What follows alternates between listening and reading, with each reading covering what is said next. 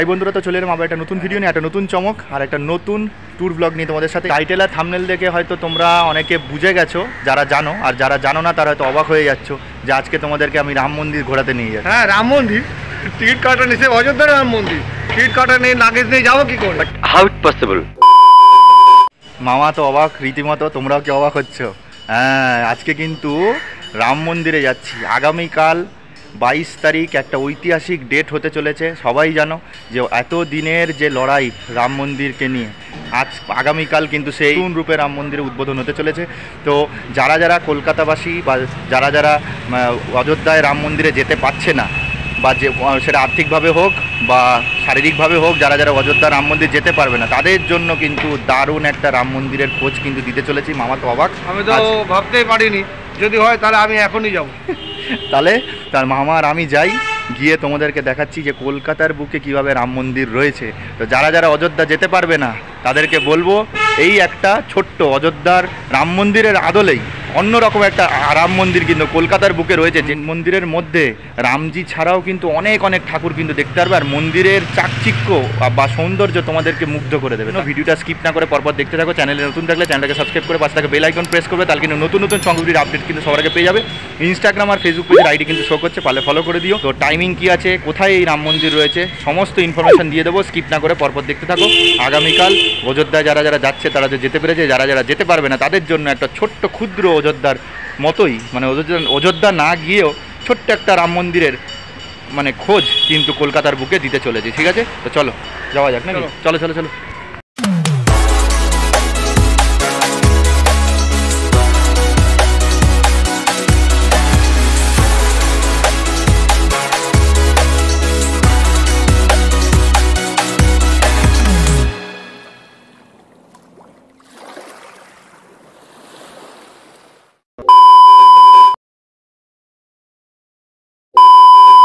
আচ্ছা, মন্দিরের লোকেশন তোমাদের পরে বলে দিচ্ছি, আর মন্দিরের সামনে গান চলছিল বলে সব ভয়েসের মাধ্যমে তোমাদের বলে দিচ্ছি। স্কিপ না করে পরপর শুনতে থাকো।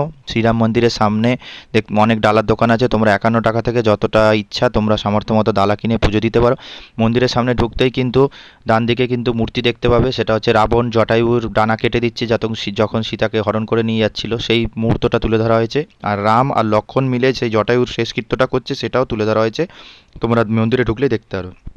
সেটা দেখে কিছুটা আগালেই দেখবে তোমাদের ডান দিকে পড়বে কিন্তু সেই আসল চমক যেটা রাম মন্দিরের, সেটা হচ্ছে 151 ফুটের বজরংবলী।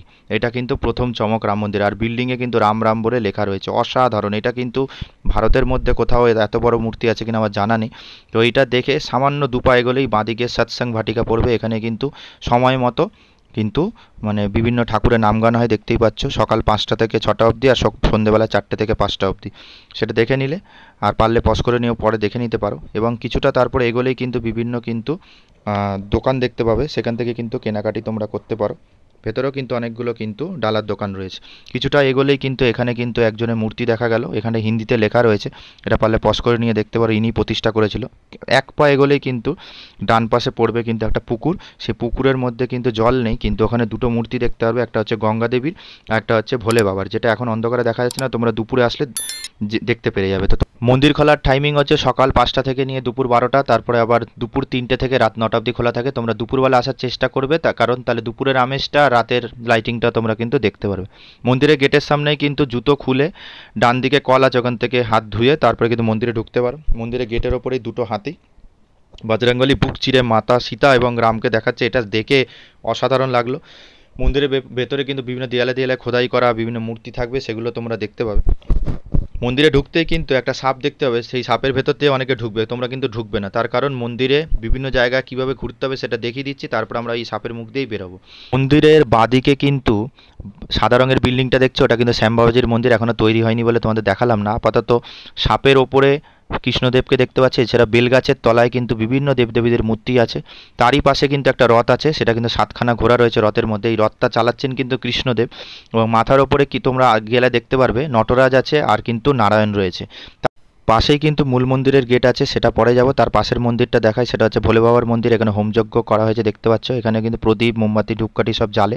মূল মন্দিরে জ্বালানোর কোনো ব্যবস্থা নেই। তারই পাশে কিন্তু জিন মাতার মন্দির, আর তার পাশে বালাজি বাবসা মন্দির আছে, ওটা পরে যাচ্ছি। তার আগে মূল মন্দিরে ঢোকাই, পাশে সিঁড়ি দিয়ে উঠে যাবে। উঠে গেলেই অবাক হয়ে যাবে, পুরো মন্দির কিন্তু কাঁচ দিয়ে তৈরি। এরকম মন্দির কোথায় আছে আমার জানা নেই। তো বজরংবলী দেখতে পেলাম, সতী মাতা দেখতে পেলাম, তার পাশে বিভিন্ন ধর্মগ্রন্থের বই, এবং প্রতিটা দেয়ালে দেয়ালে বিভিন্ন পৌরাণিক কাহিনীর ছবি কাঁচ দিয়ে ঢাকা রয়েছে। এবং সামনের মন্দিরের চারপাশটা দেখে অবাক হয়ে গেলাম। এখানে দেখো কালী ঠাকুরের মূর্তি, তার পাশে শ্যাম বাবাজির মূর্তি, তার পাশে বজরংবলীর মূর্তি, তার পাশে দুর্গা মূর্তি। দেখে অবাক, এরকম মূর্তি আমি কোনোদিনই দেখিনি। আর সত্যি খুব দারুণ লাগছিল কিন্তু মূর্তিগুলো। এর পুরো চারিধারটা তোমাদের ঘুরে দেখাচ্ছি। গণেশজি দেখতে পেলাম, এবং বিভিন্ন পৌরাণিক কাহিনী ছবির আকারে কিন্তু দেয়ালে দেয়ালে লাগানো রয়েছে। এখানে শিবলিঙ্গ দেখতে পাচ্ছি, পাশে সাধক তুলসীদাসকে দেখতে পেলাম।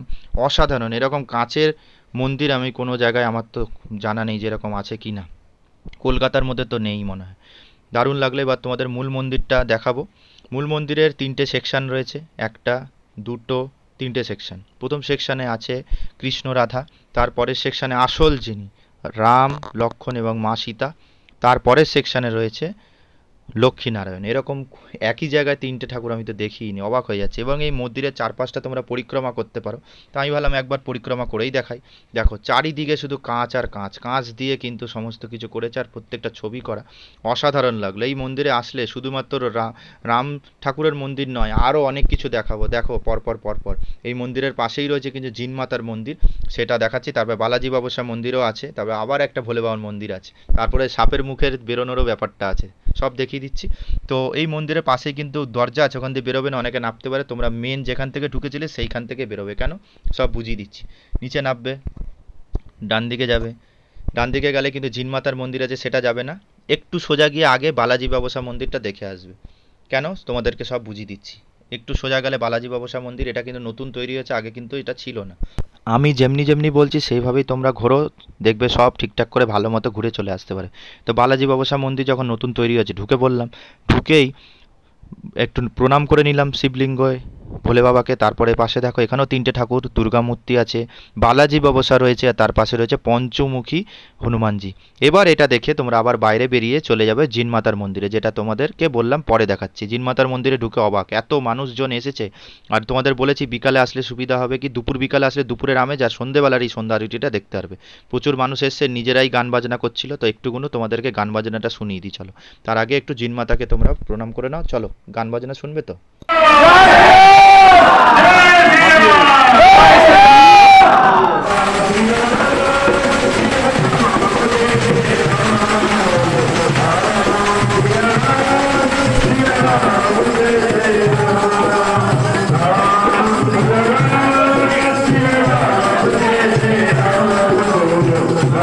তো শুনে নিলে, আমি তো অবাক হয়ে গেলাম। তো চলো, জিনমাতার মন্দিরের পাশেই কিন্তু দেখবে একটা রাক্ষসীর মুখ দেখতে হবে। তো এই রাক্ষসীর মুখ দিয়ে কিন্তু আমাদের শেষ মন্দির দেখতে পাবো। সেটা যাওয়ার আগে তোমাদের দেখিয়ে দিই, তার পাশে একটা সিঁড়ি আছে। এই সিঁড়িটাই হচ্ছে সেই সিঁড়ি যেটা কিন্তু রাম মন্দিরের পাশ থেকে যে দরজাটা দিয়ে তোমাদের যেতে বারণ করলাম। কেন আমি চেয়েছিলাম তোমাদের জিনমাতার মন্দির দেখিয়ে এই রাক্ষসীর মুখ দিয়ে শেষ মন্দিরটা দেখাবো। তো রাক্ষসীর মুখ দিয়ে ঢুকলে কিন্তু শেষ মন্দির দেখতে পাবো, সেটা হচ্ছে ভোলে বাবা। দেখলে কতগুলো মন্দির দেখালাম একই জায়গায় এসে, অসাধারণ। কেমন লাগলো তোমরা কিন্তু অবশ্যই কমেন্ট সেকশনে জানাবে। তো দেখো চারিদিকে পৌরাণিক কাহিনী বর্ণিত করা রয়েছে মূর্তি করে, আর ভোলে বাবার এই ছোট্ট মন্দিরটা দেখে আমার দারুণ লাগলো। এবার তোমাদেরকে দেখাচ্ছি কিভাবে সাপের মুখ দিয়ে বেরোই, ঠিক আছে? তো ওই জন্যই তোমাদের প্রথমে আমি বারণ করেছিলাম। এটা দেখে নিয়ে দেখবে ছোট্ট গলি চলে গেছে, গলিটা খুব অন্ধকার ছিল, আমাদেরকে বলেছিল যেতে না। আবার তোমাদেরকে জাস্ট দেখাবো বলে এই গলির মধ্যে দিয়ে গেলাম। তোমরা অন্ধকার দেখলে কিন্তু এই গলিতে বেরিও না, জাস্ট তোমাদের দেখাচ্ছি যে কোথার থেকে সাপের মুখ দিয়ে বেরোলাম সেটাই। শেষমেশ কিন্তু আমরা লাইট জেলে, মানে মোবাইলের লাইট জ্বেলে কিন্তু আমরা বেরোলাম। বেরিয়ে কিন্তু তোমাদেরকে দেখাচ্ছে, এই দেখো সাপের মুখ দিয়ে বেরিয়ে গেলাম। তাই জন্যই প্রথমে বলেছিলাম তোমরা সাপের মুখ দিয়ে ঢুকবে না। দেখলে, তাহলে পুরোপুরি তোমাদের বুঝিয়ে দিলাম কিভাবে ঘুরতে হবে। তো এইভাবে পুরোপুরি ঘুরলে ঠিকঠাক করে সব ঘুরে কিন্তু তোমরা নিতে পারবে, ঠিক আছে? তো আসলে কিন্তু কোনো মতেই সাপের মুখে কিন্তু ঢুকবে না, পুরো ঘুরে তারপরে সাপের মুখে ঢুকবে, ঠিক আছে? তারপরে ভাবলাম একটু খিদে পাচ্ছে, কি খাই। তো মন্দিরের গেটের বাইরে কিন্তু একটা দোকান ছিল, এখানে দেখতে পাচ্ছ সব মেনু লিস্ট দেখিয়ে দিচ্ছি। এখান থেকে আমরা কিন্তু অনেক রকমই খাবার দাবার পাওয়া যায়, সব 10 টাকা করে পিস পিস থাকে, সমস্যা হয়নি বলে আমরা একটু খাস্তা কচুরি নিলাম। সব ভয়েসের মাধ্যমে বলছে আমাকে ক্ষমা করে দিও, প্রচুর গান চলছিল বলে আমি ভয়েসের মাধ্যমে বললাম। খাস্তা কচুরি 10 টাকা করে 2 পিস নিলাম চাটনি সমেত, দুজনেই খেলাম, অসাধারণ লাগলো। কিন্তু একটাও আমি ভাবলাম না একটু কথা বলবো, তোমাদের সব ভয়েসের মাধ্যমে বলতে, যে কী করবো, আর কিছু করার নেই। যাই হোক, তো চলো খাওয়া দাওয়াটা শেষ করে নিই, দেখি ট্রাস্টির কোনো লোক দেখতে পাই কিনা, তাহলে তোমাদের সাথে কথা বলে দিচ্ছি। আচ্ছা, মোটামুটি কিন্তু তোমাদেরকে মন্দির পুরো ঘুরিয়ে দেখিয়ে দিয়েছি। তো আমি ভাবছিলাম মন্দিরের ব্যাপারে একটু যদি জানতে পারতাম। তো এখানের একজন দাদা রয়েছেন, যিনি এই মন্দিরেরই ট্রাস্টের একজন মেম্বার। তো দাদার সাথে একটু কথা বলে নিই এই মন্দিরের ব্যাপারে, জাস্ট একটা কথা। তো দাদা নমস্কার, আমাদের চ্যানেল ট্র্যাভেল অ্যান্ড ফুড হাঙ্গারে আপনাকে স্বাগত জানাচ্ছি। আপনার শুভ নাম কি? दिनेश शर्मा। দীনেশ শর্মা। তো আপনাদের এই যে মন্দিরটা, যেটা রাম মন্দির হয়েছে, তো আমাদের তো আগামীকাল তো অনেক বড় একটা ঐতিহাসিক ঘটনা হতে চলেছে, যেটা রাম মন্দির মানে উদ্বোধন হচ্ছে অযোধ্যাতে। তো কলকাতার বুকে রাম মন্দির তো মনে হচ্ছে, আর এরকম বড় তো কলকাতার বুকে কি পশ্চিমবঙ্গে আমার মনে হয় না নেই, আর এরকম এত উঁচু তো বজরংবলিও কোথাও নেই। তো এই মন্দিরটা মানে সম্পর্কে কিছু বলুন মোটামুটি। এই মন্দির সুরেশ पंडित जी, সুরেশ কুমার স্যার 40 বছর আগে বানাতে স্টার্ট করেছিলেন। আচ্ছা উনি একটা জমি নিয়ে, ওই সময় আশপাশ গ্রাম ছিল, রোড সড়ক ছিল না। আচ্ছা এটা আস্তে আস্তে নিজে টাকা দিয়ে বানিয়ে জিনিসগুলো বানিয়েছেন। এখানে রাম মন্দির আছে, যেখানে পুরো কাঁচে কাজ করা আছে। হ্যাঁ, ওটা ভেতরে দেখলাম প্রচুর কাঁচের। কাছে হিন্দুস্তানে দুটোই মন্দির আছে, একটা রাজস্থানে মীরাবাই মন্দির আর একটা এটা মন্দির। আচ্ছা তার পাশে জিন মাতা মন্দির আছে, আচ্ছা ওইদিকে বাবুসা মন্দির, আচ্ছা। আর সামনে শ্যাম বাবা মন্দিরে কাজ চলছে, এখনো চলছে। শ্যাম বাবা আছে না ওখানে। হ্যাঁ और এই হনুমানজি উনি 15 বছর আগে বানাতে চালু করেছিলেন। এটা হাইট হচ্ছে 150 ফিট। 150 ফিট। এটা ইন্ডিয়ায় সবচেয়ে বিগেস্ট হনুমানজি আইডল আছে। আচ্ছা, ইন্ডিয়ার এরকম নেই? পুরো ইন্ডিয়াতে নেই, ইন্ডিয়াতে বিশ্ব হনুমানজি নেই এত বড়। আচ্ছা, তো এত মন্দির তৈরি হচ্ছে, এত আয়োজন, মানুষে এত আসছে, এইটা চালাচ্ছে কারা? এখানে একটা ট্রাস্ট আছে। আচ্ছা। যিনি আজ আপনি দেখা করছেন বিবেক শেয়াল, উনি হেড আছে ও ট্রাস্টে। আচ্ছা। ওটা ট্রাস্ট পুরো মন্দিরকে চালাচ্ছে। মন্দিরটাকে চালাচ্ছে। হ্যাঁ, এত ডেলি এত ভক্ত আয়, প্রসাদ বিতরণ করা, ম্যানেজ করা। এখানে গশালাও আছে, আচ্ছা। গাইগুলো তো সব ম্যানেজ করা, পণ্ডিতগুলো থাকেন, ওদের প্রসাদ সব ব্যবস্থা ট্রাস্ট দেখে। আচ্ছা, তো আগামীকাল তো রাম মন্দিরের উদ্বোধন অযোধ্যা হচ্ছে, এখানে কি কিছু কোনো আয়োজন আছে? এখানে সকালে দিয়ে বিকালে অবধি প্রোগ্রাম, সকালে ভজন কীর্তন আছে, সুন্দরকাণ্ড পাঠ আছে। আগামীকাল? আগামীকালে পুরো অনেক বড় স্ক্রিনে লাইভ টেলিকাস্ট হবে, অযোধ্যা লাইভ টেলিকাস্ট এখানে চলবে। আচ্ছা বিকালে ডিজে উপরে ভজন কীর্তন আছে। তো সকালে 8টা দিয়ে রাত্রি 9টা অবধি পুরো ফুল প্যাক প্রোগ্রাম। আগামীকাল? কালকে রামনবমী, হনুমান জয়ন্তী, ওই দিন পুরো দিন মন্দির খোলা থাকে। আচ্ছা। 25 1 জানুয়ারি 25 ডিসেম্বর ওই সব দিন পুরো দিন মন্দির খোলা থাকে। যারা মহোৎসব কোনো আছে? আমাদের প্রত্যেক সানডে কিছু না কিছু প্রোগ্রাম থাকে সানডেতে। হ্যাঁ, তারপর হনুমান জয়ন্তী, যখন হনুমানজি জন্মদিন, অনেক বড় প্রোগ্রাম। রাম জন্মদিনে অনেক বড় প্রোগ্রাম হয়। আচ্ছা আচ্ছা। কিছু জয়ন্তী, হনুমান জয়ন্তী, রামনবমী, এই সময়টায় বেশি ভিড় হয়। আর মোটামুটি আর এমনি বারগুলোতে মঙ্গল আর শনিতে, ওখানে জিজ্ঞেস করলাম, বললো মঙ্গল শনিতে প্রচুর মানুষ আছে এখানে। মঙ্গল শনিবার হনুমানজি দিন। হ্যাঁ। ওখানে সকালে 6টা দিয়ে ভক্ত আসতে শুরু করে আসতে স্টার্ট করে। আচ্ছা আচ্ছা। অনেকগুলো ভক্ত আছে ঝাড়খণ্ড, বিহার, উড়িষ্যা, বাঙ্গাল দিয়ে। যতক্ষণ বাবা ডাকবেন না আপনি আসতে পারবেন। এই চ্যানেলের মাধ্যমে হনুমানজি আপনাকে ডাকা হচ্ছে, আপনি আসুন, দর্শন করুন। কেন বেঙ্গলে থাকতে গেলে আপনি এখানে আসেননি, এটা বড়। আমি সবাইকে অনুরোধ করবো এসে দর্শন করে যান। আর আমাদের চ্যানেলের তরফ থেকে এবং দর্শক যারা যারা দেখছেন তাদের তরফ থেকে অসংখ্য ধন্যবাদ, যে অযোধ্যা যারা যেতে পারবেন তারা এই কলকাতার বুকে এই রাম মন্দিরে আসতে পারবে আর ঘুরে যেতে পারবে।